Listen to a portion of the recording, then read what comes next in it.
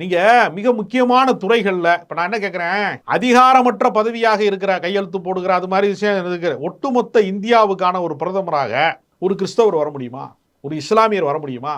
ஜனாதிபதியாக வந்தாங்க, ரைட்டு, ஜனாதிபதிக்கு வந்து ஒரு பெரிய அதிகாரம் கிடையாது, வந்தாங்க. காங்கிரஸ்காரை மட்டும்தான் சீக்கியராக இருக்கக்கூடிய மன்மோகன் சிங்கை வந்து பிரதமராக வந்து அவங்க இது பண்ணாங்க. மைனாரிட்டியில் வந்து ஒரு பிரதமர் வந்திருக்கிறாருன்னா இந்திய வரலாற்றிலேயே ஒரே ஒரு அதிசயம் நடந்திருக்குன்னா அது டாக்டர் வந்து மன்மோகன் சிங். அவர் ஒரு பெரிய பொருளாதார மேதை. அவர் ஒருவர் தான் வந்து மைனாரிட்டி கம்யூனிட்டியில இருந்து ஒருத்தர் வந்திருக்கிறாரு.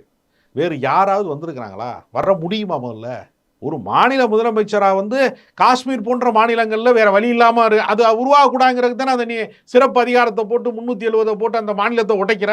யூனியன் பிரதேசத்தை வந்து மாநிலமாக மாற்றினா அது வளர்ச்சி. ஏற்கனவே மாநிலமாக இருக்கிறது போய் யூனியன் பிரதேசம் யாராவது மாற்றுவாங்களா? இதில் ரிவர்ஸ் கியரான்னு நான் கேட்குறேன். அப்போ இவங்களுக்கு அரசியல் பண்ணுறதுக்கு துப்பு இல்லை.